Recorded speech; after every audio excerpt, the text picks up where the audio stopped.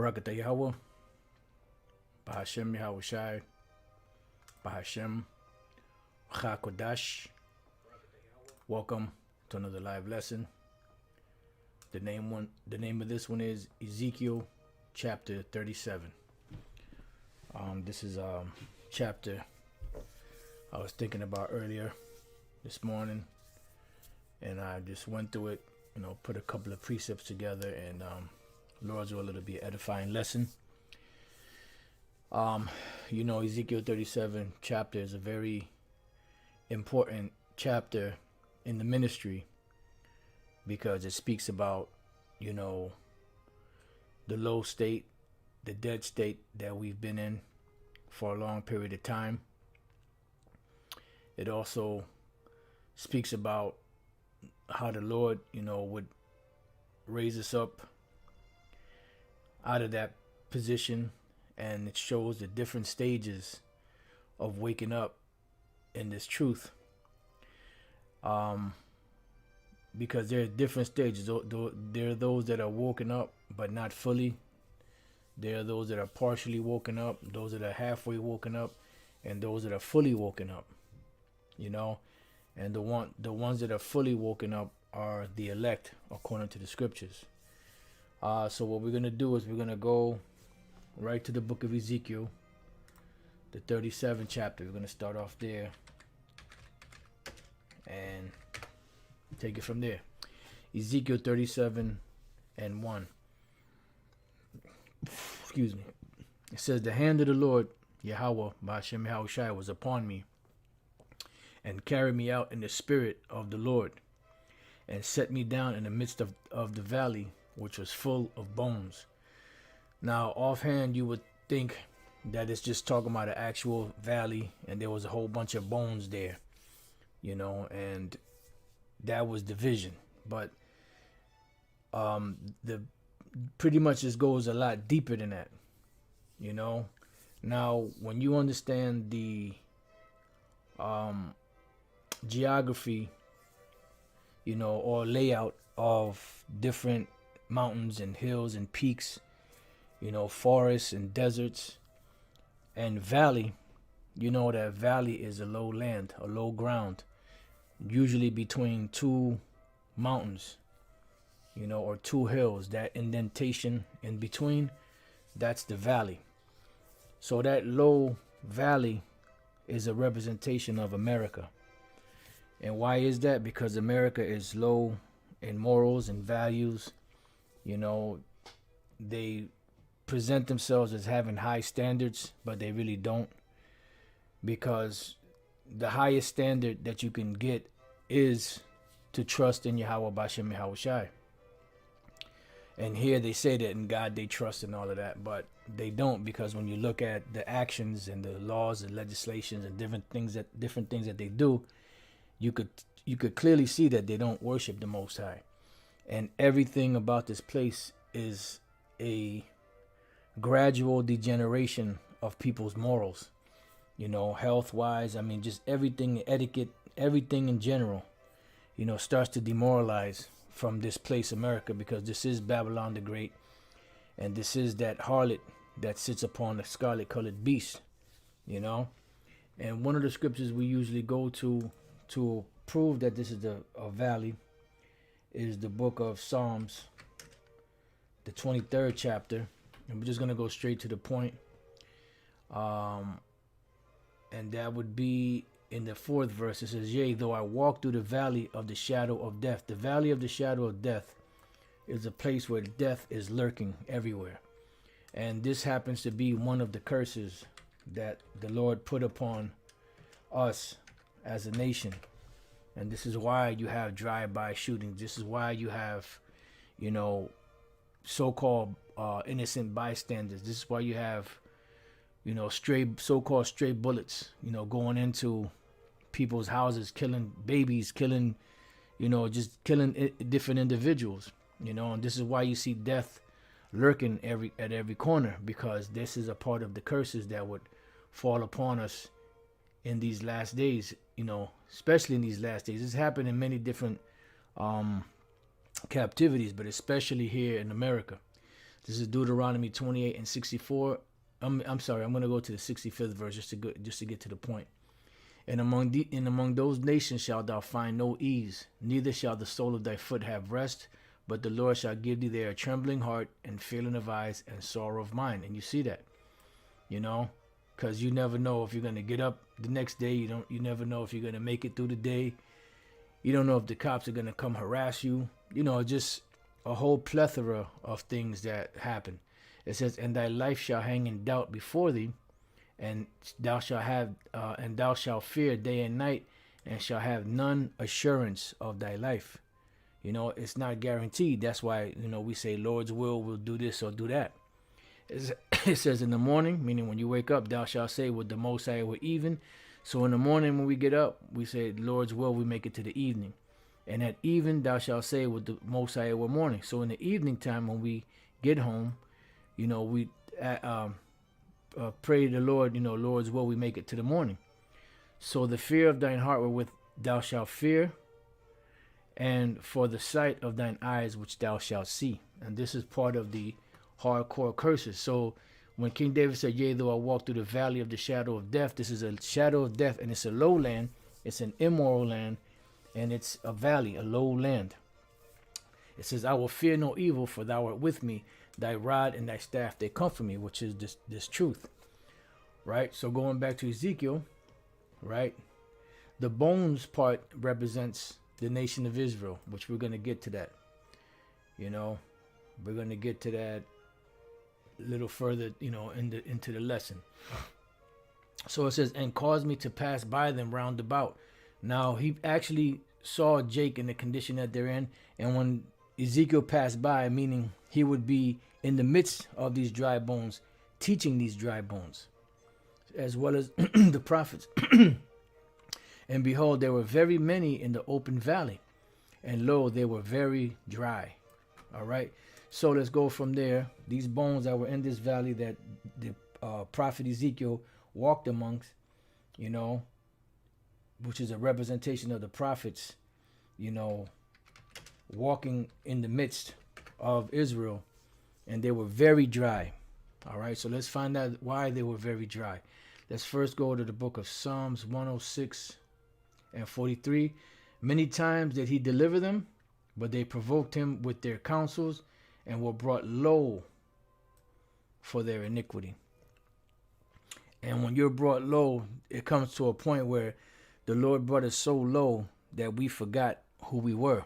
Because as it says in Jeremiah 2, we forsook the living waters, and hewed us out cisterns, broken cisterns that can hold no water. Now let's go from there to Proverbs 21 and 16. It says, the man that wandereth out of the way of understanding, which is this truth, shall remain in the congregation of the dead. And this is why they were very dry. And they were known as the valley of the dry bones. They're pretty much like the walking dead. They have life in them. They walk, but as far as the understanding is concerned, they're dead mentally, spiritually. All right. So now let's go from there to the book of Revelation 11.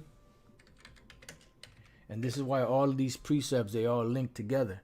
Revelation 11 and 8, and their dead bodies, meaning the Israelites, not physically dead, but spiritually dead, shall lie in the street of the great city. And what is this great city? America. And all throughout America, Jake was here. You had it's not a coincidence that all of the tribes are here now, and that all of the tribes came here, to this country, which spiritually is called Sodom and Egypt. You know why it's called Sodom? Because of the alphabet people, and Egypt, because this is the, another hardcore iron furnace captivity that our people endured. Some went through it harder than others, but nevertheless, we all went through it. It says, where also our Lord was crucified, because here they crossed out Yahushai. Now I'm going to leave Revelation 11 because we're going to come back to that a little later in the lesson. So now let's go from there to the book of Romans chapter 4, just to get an idea of these dry bones in the valley. Romans 4:17, as it is written, I have made thee a father of many nations. This is the Most High speaking to Abraham. Before him whom he believed, even the Most High who quickeneth the dead. See, the Lord who quickeneth the dead. To quicken something means to make it alive. It says, and calleth those things which be not as though they were. You know, and that's why they were very dry. And the Lord had to cause something to happen for them to become alive once again. Now let's go from there to the last precept on this particular issue here. Let's go to Ephesians 2:1.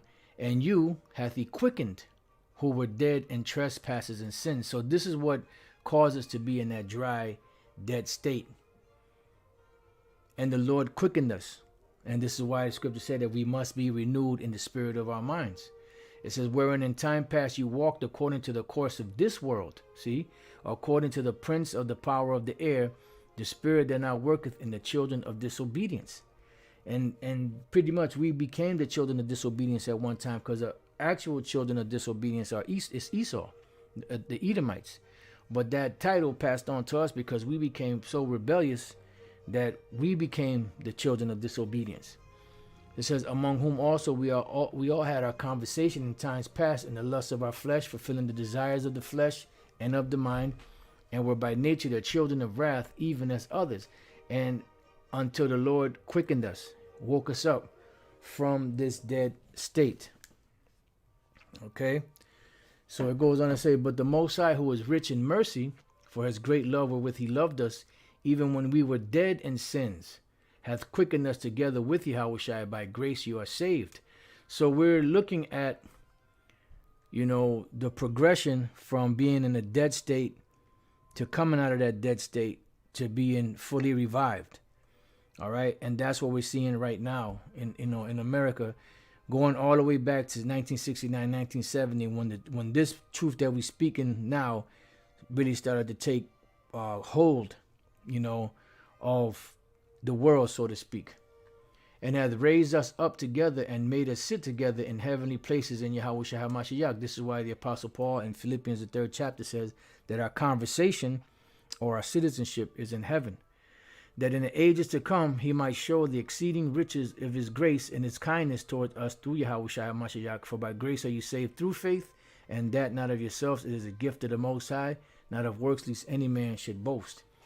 It says, for we are his workmanship, created in Yahushua HaMashiach unto good works, which the Most High hath before ordained that we should walk in them. Yeah, because that's what's going to lead to eternal life, you know, bringing us out of that dead state. So now let's go back to Ezekiel 37, and let's go to the 3rd verse now, because it said they were very dry, meaning they were extremely gone. And you see that with Jake today. You still have some Jakes out there that are very dry. You try to talk to them and it's like talking to a brick wall. You probably get more out of a brick wall, you know, than talking to Jake out here. So it says, and he said unto me, son of man, can these bones live? It says, and I answered, O Lord power, thou knowest, because they were so dry that he was like, the Lord was asking, can they live? And this shows you the power of the Most High. He's able to take that away, put us in a deep sleep, you know, and able to pull that deep sleep off and fully wake us up, you know. And that's, you know, that's amazing. It says again, he said unto me, prophesy upon these bones. And that's what our job is to prophesy upon these bones. Because there's going to be a 2-part judgment. The judgment is going to be the salvation for the elect of the nation of Israel, and destruction to the 2/3 Esau and the other nations. So it's a 2-part judgment. And our job is to teach and prophesy these words upon the bones, which the bones represent the nation of Israel. All right. It says, and say unto them, O ye dry bones, hear the word of the Lord. And that's why when we read Ezekiel, the 2nd chapter, and Ezekiel, the 3rd chapter, when the Lord said to eat this roll and go and teach the children of Israel, whether they will hear or whether they will forbear. If they hear, the Lord gave them the ears to hear, and they will be converted and be healed. And if they don't hear, or if they forbear, the Lord closed their ears so that they wouldn't accept, so that they wouldn't be healed. All right. It says, thus saith the Lord power unto these bones. Behold, I will cause breath to enter into you, and you shall live. So what is this breath? This breath is the pure understanding of this truth. Let's go from there to the book of Genesis, chapter 2, and verse 7. It says, and the Lord power formed man of the dust of the ground. And this is why Adam's name is Adam, because the word Adam comes from the word ground, which is Adama, and the richest, deepest soil on the earth is what? Dark brown. It don't make no sense that the Most High would be a so-called white man and his son would be so-called white men when the skin tone of and the whole makeup of Esau is so weak. But that goes into something else. But this is the point. It says, and breathed into his nostrils the breath of life. Why? Because he quickened Adam. And there's other precepts that say that. He quickened Adam.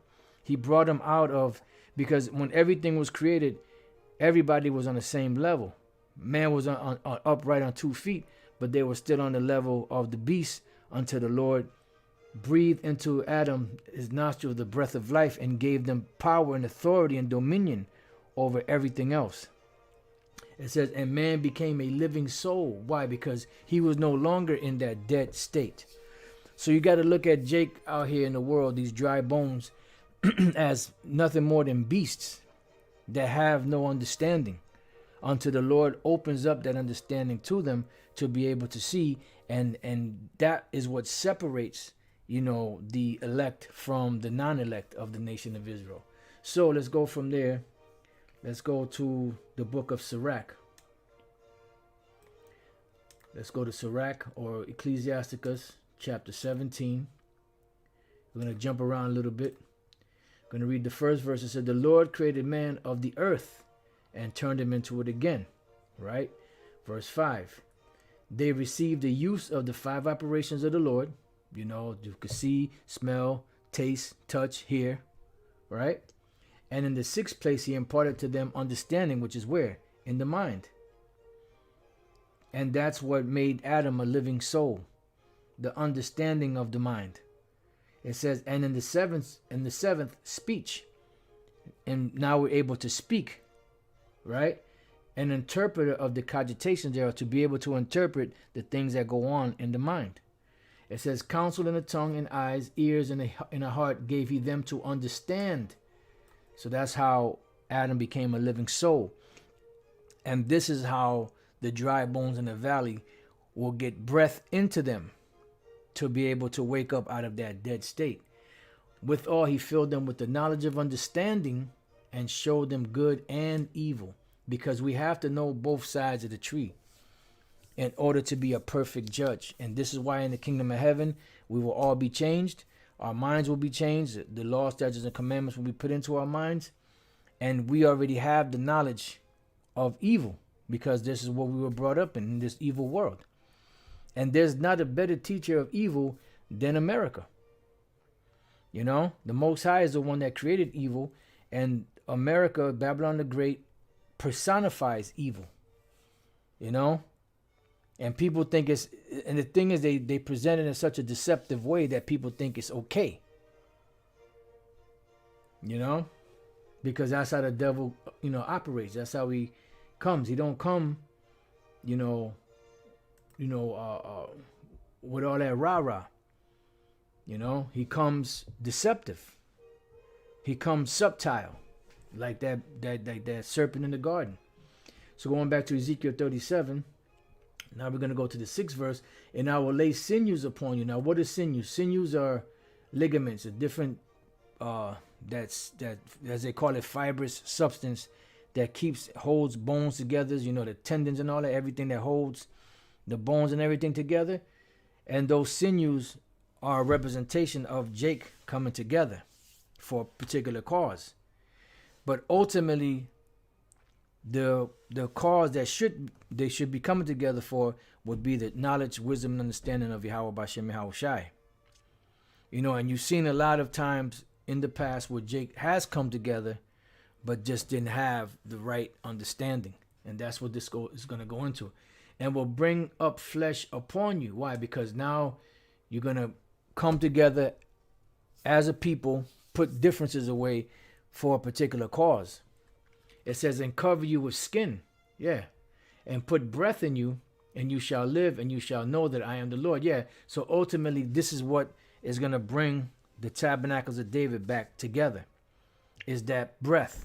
It's not just knowing that you're an Israelite. It's the whole package. Right? So let's go from there real quick. Let's go to Genesis, the 29th chapter, just to deal on the bone issue. Genesis 29 and 13.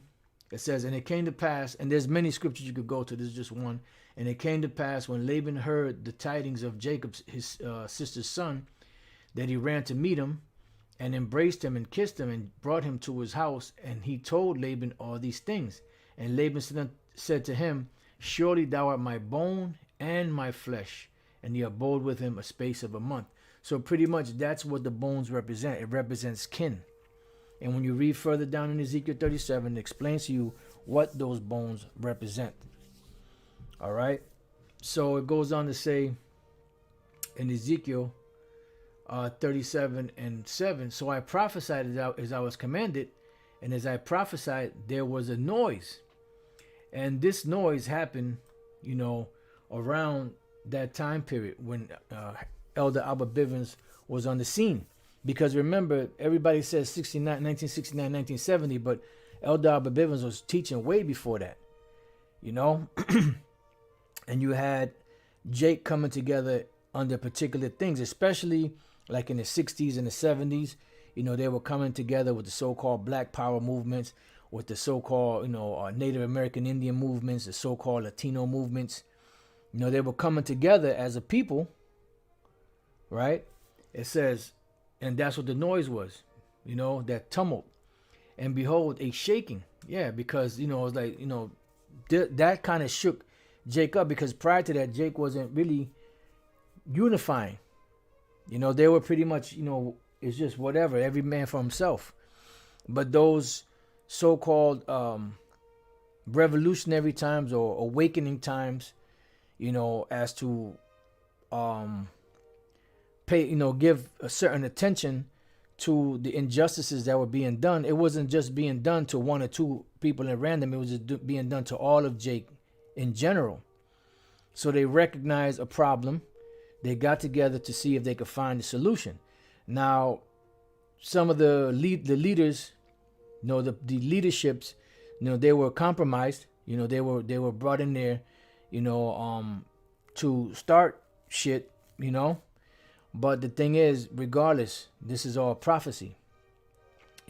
Some of the leaders were sincere, but they were just lost. And some of them were just bought and paid for. Some of them started off noble and became corrupted. But whatever the case is, they started coming together and bringing other, Jakes together. Right? It says, and the bones came together, bone to his bone. Say it loud. I'm black and I'm proud, and it's like that started a movement among Judah, among the other tribes, the so-called Puerto Ricans, the so-called Mexicans, so-called Native American Indians. It started a movement of unity, and they even intermingled among each other. You even had Judah and Ephraim and Issachar that will come together in certain ventures. Ephraim, Issachar and them, they patterned the movement that they were in according to what Judah had already established through the so-called Black Panthers. So there was a unity, right? But it says, and when I beheld, the sinews and the flesh came up upon them. Yeah. So they started to awaken. They started to stand up for themselves. They started to find some type of identity or identifying the same problems with each other. It says, and the skin covered them above, but there was no breath in them because they were looking to try to better their situation by rising from within, so-called coming together, trying to pool their money together, trying to, certain ones of them were trying to run for Congress or whatever the case is, trying to get in there to change, things from within, but not understanding that the reason why this was happening was because of the curses that we suffer. And this is what most Jakes don't understand. They don't understand about the curses. They don't understand that why is it every time I try to do something positive, I always get knocked down, because the Most High is doing that. When we read the book of Haggai, I believe it's the first chapter, the Lord said you're gonna make money, but you're gonna put it into a bag with holes because I'm gonna blow upon it. And that's what happens. So for a long time, Jake wasn't really getting anywhere. And they did not understand or recognize that the reason why is because they're Israelites and because they were under curses. So that's why I said that there was no breath in them. They had for some of them that were sincere, they had a noble idea, but, they still were lost. It says, then said he unto me, prophesy unto the wind, prophesy, son of man, and say to the wind, thus saith the Lord, O power, come from the four winds, O breath, and breathe upon these slain, that they may live. And that's exactly what happened. And then the Lord magnified it and sped it up when it came down time for the so-called internet to be created. But prior to that, it was all just street ministry, word of mouth.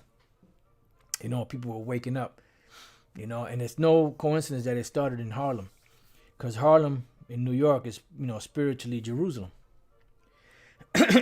So let's get a couple of precepts on that. Let's go to the book of Romans, chapter 10 and verse 18. It says, but I say, have they not heard? Yes, verily, their sound went into all the earth, and their words unto the ends of the world. Because the words, this spirit, is what's doing the quickening. Matter of fact, let's get that real quick. Let's go to St. John chapter 6, verse 63. And it says, it is the spirit that quickeneth. So if you can read the words in this book, you can know and quote them, but if you don't have the spirit, you will not be quickened.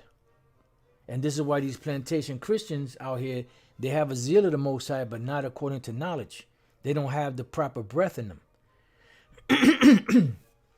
It is a spirit that quickeneth, the flesh profiteth nothing. The words that I speak unto you, they are spirit, and what? They are life. And this is the life-giving force, is the truth, the true knowledge, wisdom, and understanding of the Bible. That's why the Lord said, I will give you passages which will feed you with knowledge and understanding.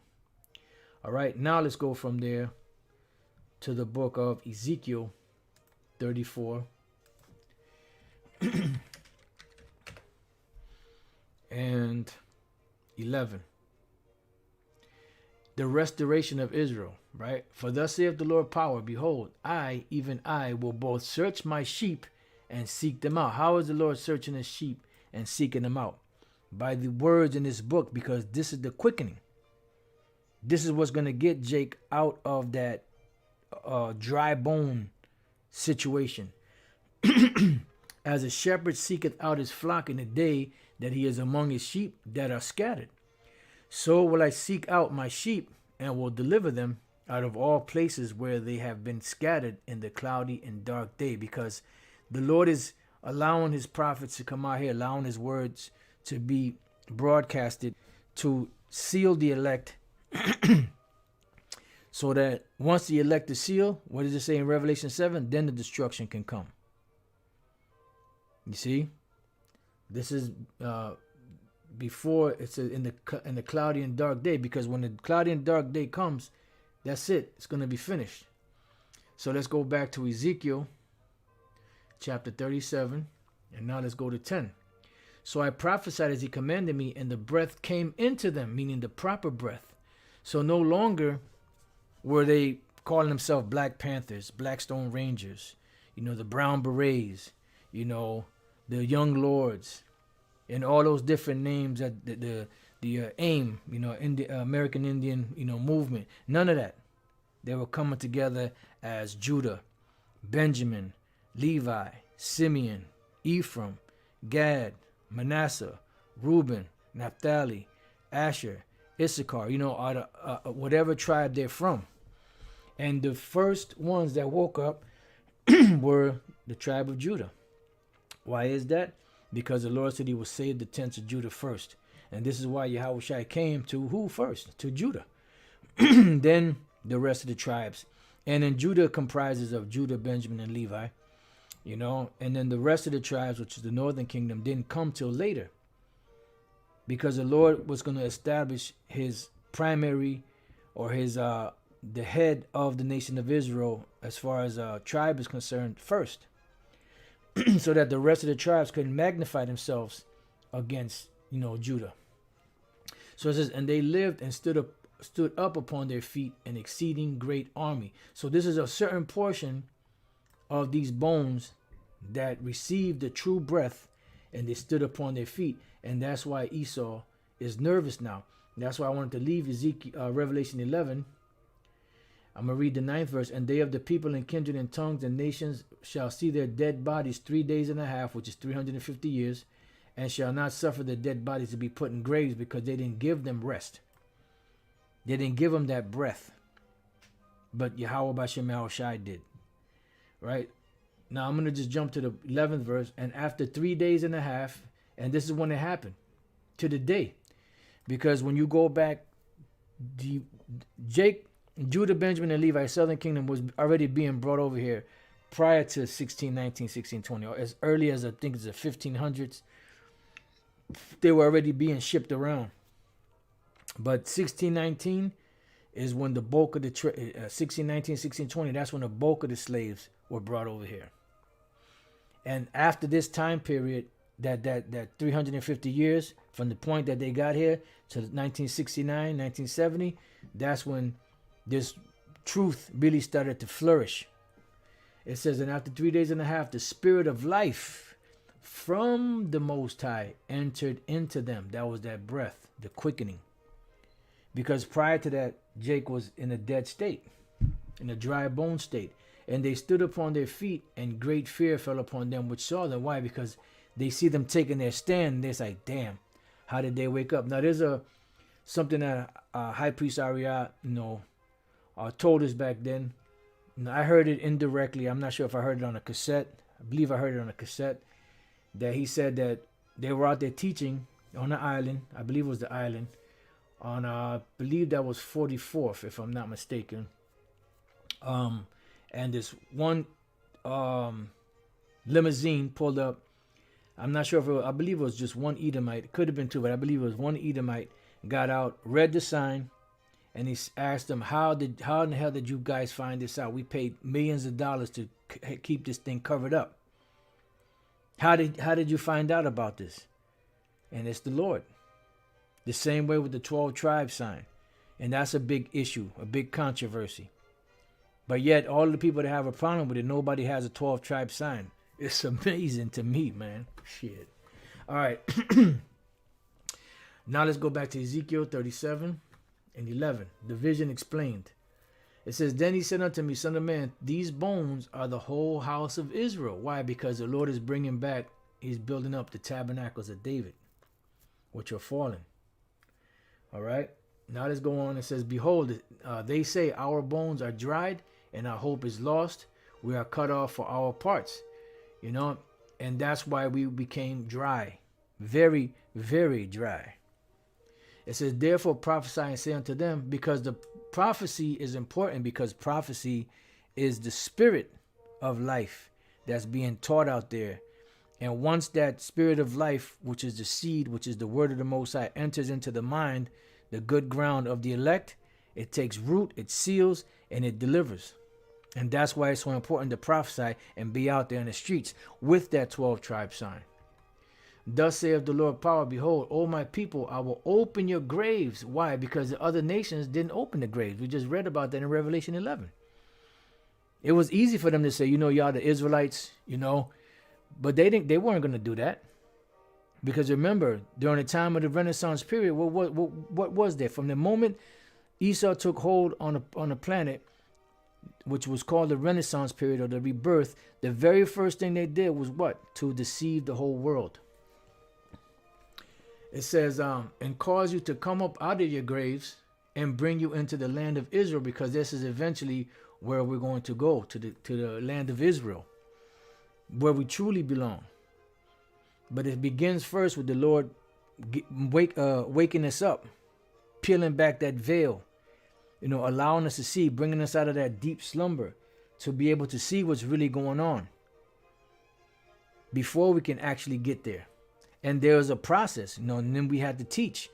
That's why the Apostle Paul told Timothy, look, when you teach this word, make sure you teach it to those that will be able to teach others also. And you shall know that I am the Lord when I have opened your graves, O my people, and brought you up out of your graves, and shall put my spirit in you, and you shall live. See? Because you've had the word, the Bible has been out there for ages. How come it wasn't until 1969, 1970, through Elder Abba Bivens and the other men that he taught, that this word was being pushed out and the true awakening happened? Because this was the spirit of the Lord. See, Jake and their plantation Christianity, what they're teaching, they teaching the master's form of Christianity, which is love everybody, but they don't love you. Amazing. And I shall place you in your own land. Then shall you know that I, the Lord, Yahweh Bashem Yahushua, have spoken it and performed it, saith the Lord. Reunion of Judah and Israel, because if you don't know the history of the 12 tribes being scattered, and you don't know the history of the 12 tribes being separate into two separate nations, then you got to go back and listen and watch and read that history and get acquainted with that history, because that is very important pertaining to prophecy, especially when it comes to this. It says, the word of the Lord came unto me, saying, moreover, thou son of man, take thee one stick and write upon it for Judah and for the children of Israel his companions, and take another stick and write upon it for Joseph, the stick of Ephraim, and for all the house of Israel his companions. Why? Because the nation was split into two. The leader of the southern kingdom was Judah. The leader of the northern kingdom is Ephraim. And so when you take these two sticks and you write upon them all of the names of these tribes, and join them one to another into one stick, and they shall become one in thine hand. And this is why we have the 12 tribes chart out there, because it's one stick or one plank, and it has a list of all the 12 tribes together, because this is what the Lord is doing. He's bringing the tribes back together. And when the children of thy people shall speak unto thee, saying, wilt thou not show us what thou meanest by these? Yeah, because this is a conversation piece, and it opens up a whole door into, dialoguing with Jake when they sincerely asking a question of what do you mean by this? I see myself on the sign, Simeon or Judah or whatever. What do you mean by this? And then that opens up the door to be able to speak and teach about that, because that's what it's about. The Lord is bringing back the tribes. Say unto them, thus saith the Lord power, behold, I will take the stick of Joseph, which is in the hand of Ephraim, and the tribes of Israel his fellows, and will put them with him, even the stick of Judah, and make them one stick, and they shall be one in mine hand. All right. So it goes on to say, and the sticks whereon thou writest shall be in thine hand before their eyes. That's why it's important to be out on the streets with the 12 tribe sign. It's good to do these lessons, on camera or whatever the case is, but the main ministry of this truth is out there on the streets, street ministry. That's the main ministry, because that 12 tribe sign has to be there in front of them for them to see it. And it never fails. You always have Jake there stop and look at the sign. Some of them might just look at it and keep going. Some of them might look at it and inquire and then leave. And some of them might be they might just stay. That might just be the hook that gets them. Inside joke. It says, and say unto them, thus saith the Lord power, behold, I will take the children of Israel from among the heathen, and this is what's happening through the word, which I actually forgot to go to that one in Baruch, the 4th chapter. You could go to Baruch 4 and Baruch 5, where it speaks about the Lord gathering Israel by the word, whither they be gone, and will gather them on every side and bring them into their own land. And this is what the ministry is about. Salvation, so that we can get back to our own land. And I will make them one nation in the land upon the mountains of Israel. Why? Because we're split into two. And one king shall be king to them all. That's King David. Yahweh Bashem Yahushua is ultimately going to be over everybody. But on the earth, you're going to have King David. He will physically be here ruling over Israel. And they shall be no more two nations. Why? Because we were split into two. Neither shall they be divided into two kingdoms anymore at all. Because this is cemented. So when we go out there and bring out the sign and break it down through the spirit and power of Yahweh Bashem Yahushua, and you have those that say, well, no, the Latin tribes ain't Israelites, the Native American Indian tribes ain't Israelites. They're separating. The Lord said there will no more be two kingdoms anymore, two nations anymore. Yahushua said, he that gathereth not with me scattereth abroad. It says, neither shall they defile themselves anymore with their idols, nor with their detestable things, because this is what brought us down to that dead state, to that valley of the dry bone state. Nor with any of their transgressions, but I will save them out of all their dwelling places wherein they have sinned, and will cleanse them, so shall they be my people, and I will be their power. Now let's go to Amos 9. 9 and 9. It says, for lo, I will command and I will sift the house of Israel among all nations. So how is the Lord doing the sifting? By the word. This word is what's doing the sifting. Shaking Jacob. That's what you're seeing certain Israelites waking up around the world that don't look like a typical so-called Negro, or so-called West Indian, or so-called Haitian, or so-called Puerto Rican, or so-called Dominican, so on and so forth. Like as corn is sifted in the sieve, yet shall not the least grain fall upon the earth, because in the end, when the kingdom is established, all Israel shall be saved. There will not be any Israelites lost, because even the ones that get destroyed on this side will make it into the kingdom of heaven eventually. So it says, all the sinners of my people shall die by the sword, which say the evil shall not overtake nor prevent us. And that's that. That's what the Lord's going to do. He's only going to be a remnant that's going to be saved. Then again, here it says, the restoration of Israel. And that day will I raise up the tabernacle of David, which is the house of David, that is fallen, because we fell.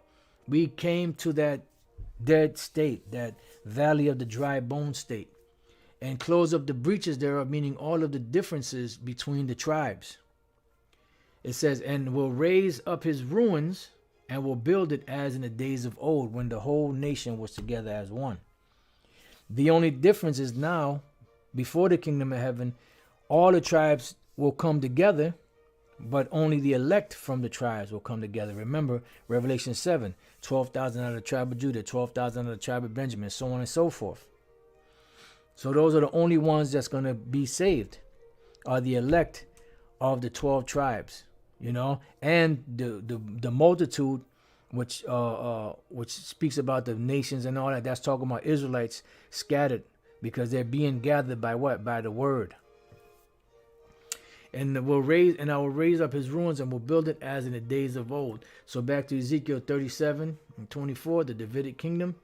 And David my servant shall be king over them, and they shall have one shepherd, because King David will be on the earth physically, to govern over Israel underneath Yahushua. Because remember, there are set thrones. There are going to be many thrones in the kingdom of heaven of the men.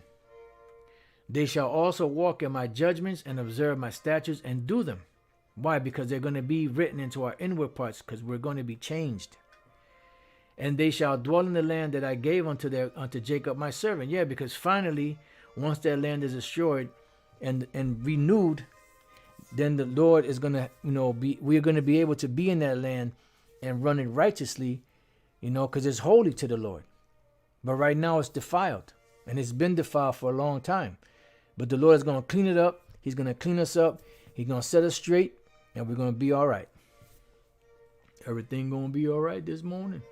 It says, wherein your fathers have dwelt, and they shall dwell therein, even they and their children and their children's children forever, because never again will we be taken out of that land. The scriptures say that how does it go? 2 Samuel, let me get that real quick.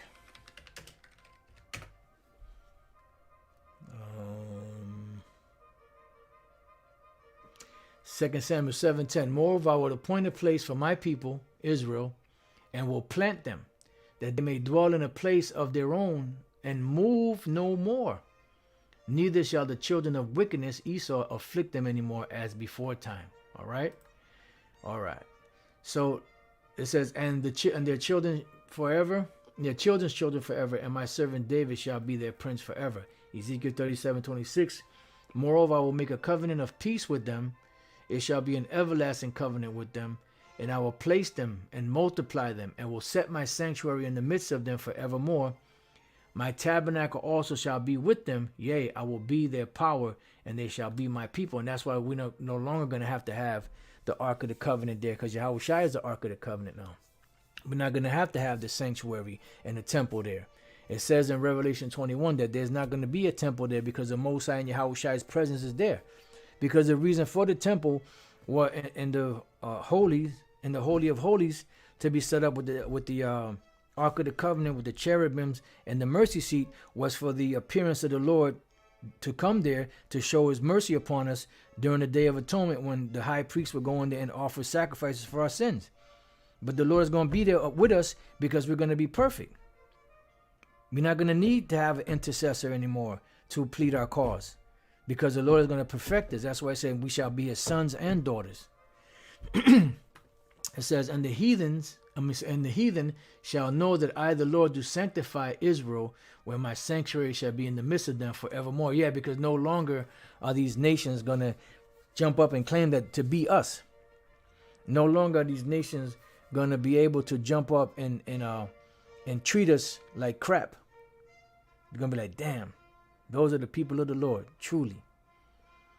And they're going to acknowledge it like they acknowledged it in the past, but even greater.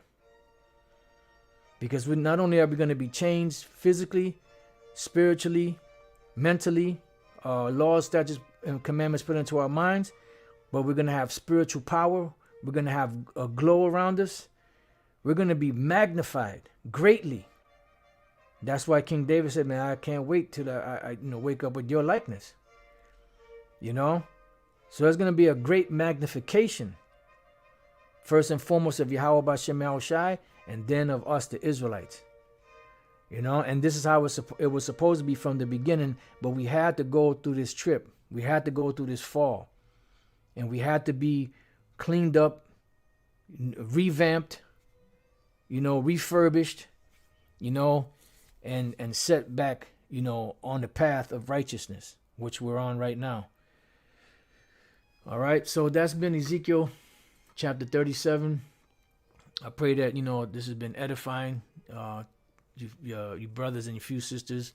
And to the next time I say shalom.